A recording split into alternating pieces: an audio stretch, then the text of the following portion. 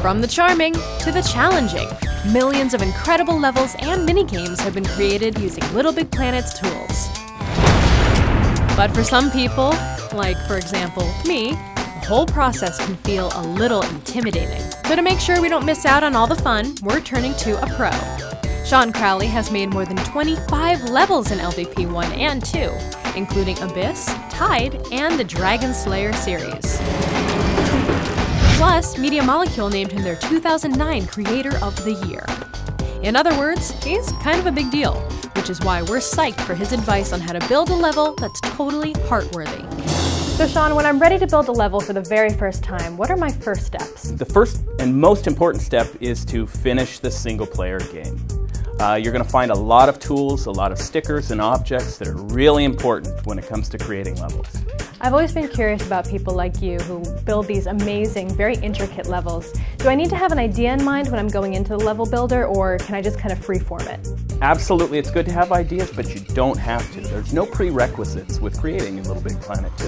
Whatever you want to create, you can create. One of my favorite parts about Little Big Planet in general is that you can take content from the real world and actually put it in the level that you're building.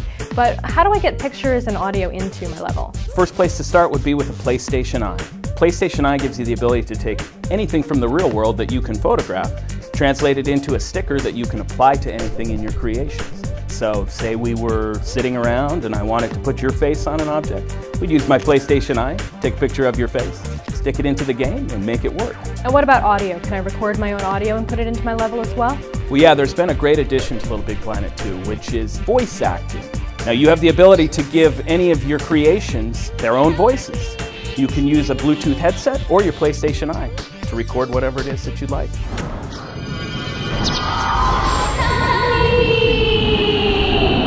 There are obviously a ton of new tools available for Little Big Planet 2. What are they, and are they difficult to learn? Well, I think maybe the very biggest addition is going to be the direct control. In a nutshell, it kind of gives the player the ability to control any of the buttons on the PlayStation 3 controller and translate that into movement on screen with whatever they've built. The Creatinator, which is a new tool that allows you to basically shoot anything that you want. The Music Sequencer gives you the ability to make any kind of music that you'd like. And there's some other little stuff in there that we'll let the players explore. Sackbots are going to be really big, because now instead of the old creatures from Little Big Planet 1, you have your own Sackboys that you can program to do basically anything that you want them to do. Sackbots are really one of the new stars of Little Big Planet 2. How easy are they to program, and how many different varieties are there? Well, it's a piece of cake, and it's really only limited by your imagination. The addition of a ton of new costuming material is wonderful, because then you can start to create as many characters as you'd like. Programming the Sackbots is as easy as pushing a button. Push the record button, move it around however you'd like, push stop, and then the Sackbot will do what you told him to do.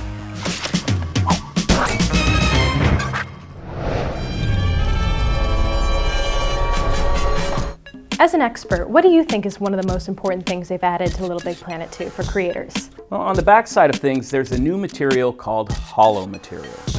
It's unlike all the other materials that you'll find in the game because it's one that you can make invisible. You can attach it to anything in the level, and you can make it pass through other materials.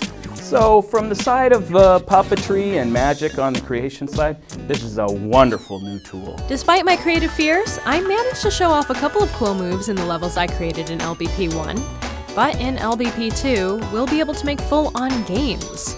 Obviously, mini-games in Little Big Planet 2 are a huge addition, but I'm not really sure how you get started with those. Do you build them the same way you would any other level? The great thing about mini-games is they have a tendency to be a little bit quicker to build. You can sit down, maybe put one together in 1 or 2 days with a little experience, and you're good to go.